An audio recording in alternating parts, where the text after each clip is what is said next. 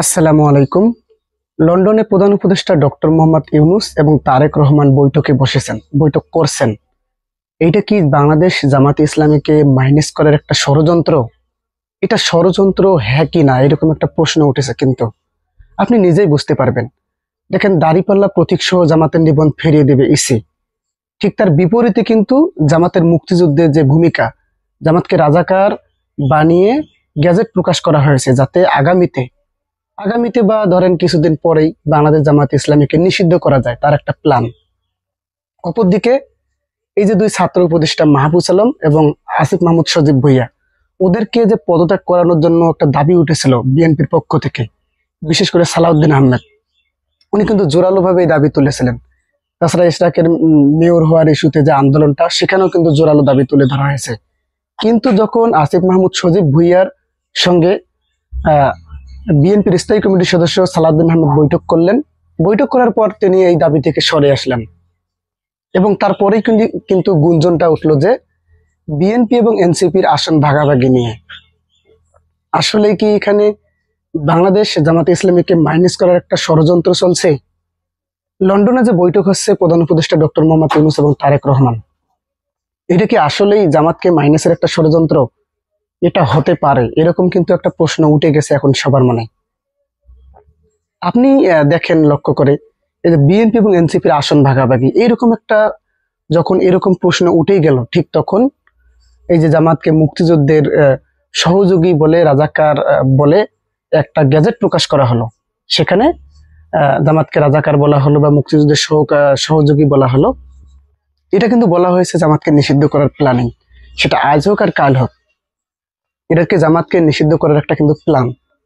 এটা কিন্তু ভয়ঙ্কর একটা খেলা। এই যে তারেক রহমান এবং ডক্টর ইউনূসের বৈঠক, কিছুদিন আগেই কিন্তু প্রধান উপদেষ্টা ডক্টর মোহাম্মদ ইউনূস পদত্যাগের দাবি করলেন। এটা বিএনপির পক্ষ থেকে বলা হয়েছে এটা নাটক। কিন্তু এখন যেগুলো হচ্ছে, এগুলো কি সব কি নাটক? এগুলো কি বিএনপির প্ল্যানে হচ্ছে? কেননা জামাতকে হঠাৎ করে, যেটা শেখ হাসিনাও করেনি, শেখ হাসিনা শুধুমাত্র ব্যক্তির উপর দায় চাপিয়ে দিয়ে ফাঁসি দিয়েছিলেন জামাতের নেতৃবৃন্দের উপর, কিন্তু পুরো জামাতকে তো আসলে রাজাকার বলে এইভাবে গ্যাজেট প্রকাশ করেনি, সেটা করলো এই সরকার। তাহলে কি এই আড়ালে কি আসলে কি জামাতকে মাইনাসের একটা প্ল্যান চলছে? এই যে বিএনপি এবং ডক্টর ইউনূসের যে একটা তিক্ততা সম্পর্ক বর্তমান, এগুলো কি আসলে অভিনয়? এগুলো কি আসলে ষড়যন্ত্র? জামাতকে রাজাকার প্রমাণ করা, এভাবে প্রমাণ করে জামাতকে নিষিদ্ধ করার কি একটা ষড়যন্ত্র, যার মাধ্যমেই কিন্তু লন্ডনে আহ, তারেক রহমান এবং ডক্টর ইউনূসের বৈঠক, আসলে এটা কিসের ইঙ্গিত দিচ্ছে? এমন একটা প্রশ্ন সবারই মনে উঠেছে এবং ওটা উচিত এটা। কেননা জামাতকে হঠাৎ করেই, শেখ হাসিনাই তো জামাতকে রাজাকার বলে গ্যাজেটে ভাবে প্রকাশ করেনি। তো এই সরকারের আমলে কেন আসলে এরকম হচ্ছে? আসলে উদ্দেশ্যটা কি? উদ্দেশ্যটা একটাই, এখানে আগামী রাজনীতি থেকে ইসলামপন্থীদের বাদ দেওয়া। এটাই কিন্তু আসলে উদ্দেশ্য। এই উদ্দেশ্যেই কিন্তু এই কাজটি করা হয়েছে এবং জামাতকে কিন্তু নিষিদ্ধের একটা রাস্তা সহজ করে দেওয়া হয়েছে এবং জামাত কিন্তু নিষিদ্ধ হতে পারে। দেখেন, একদিকে দাড়িপাল্লা এবং নিবন্ধন প্রতীক ফিরিয়ে দেওয়া হলো, কিন্তু অপরদিকে জামাতকে রাজাকারের সহযোগী বা রাজাকার বলে গ্যাজেট প্রকাশ করা হলো, যাতে ভবিষ্যতে নিষিদ্ধ করা যায়। তাহলে এটার আসলে ইঙ্গিতটা কি? এই যে ডক্টর ইউনূস এবং বিএনপির যে সম্পর্কটা, কঠিন সম্পর্ক, তিক্ততা, হঠাৎ করে এই উপদেষ্টা আসিফ মাহমুদ সজীব ভুইয়ার সঙ্গে বিএনপির স্থায়ী কমিটির সদস্য সালাউদ্দিন আহমেদ বৈঠক করার পরেই সবকিছু ঠিক হয়ে গেল। আসলে এগুলো কি আসলে প্ল্যান? এনসিপি কি আসলে বিরোধী দলে যাচ্ছে? বিএনপি কি ক্ষমতায় যাচ্ছে?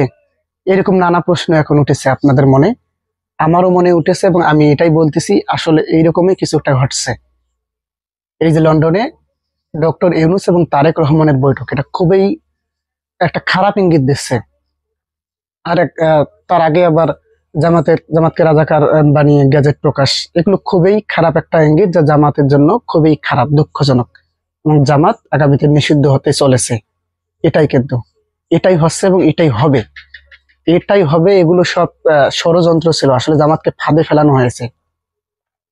বিএনপি এবং ইউনূসের যে সম্পর্কটা, এগুলো মানুষকে দেখানোর জন্য, মানুষকে দেখিয়ে এদিকে জামাতকে রাজাকার প্রমাণ করে, পাকিস্তানের সহযোগী প্রমাণ করে, এইভাবে গ্যাজেট প্রকাশ করে জামাতকে নিষিদ্ধের একটা রাস্তা খুলে রাখলো, যা পরবর্তীতে হোক বা কয়েকদিনের মধ্যেই হোক নিষিদ্ধ করার একটা কার্যক্রম বা জামাতকে আরো বিচার করার একটা কার্যক্রম চলা যেতে পারে, এইরকম একটা প্ল্যান রাস্তা তারা খুলে রাখলো।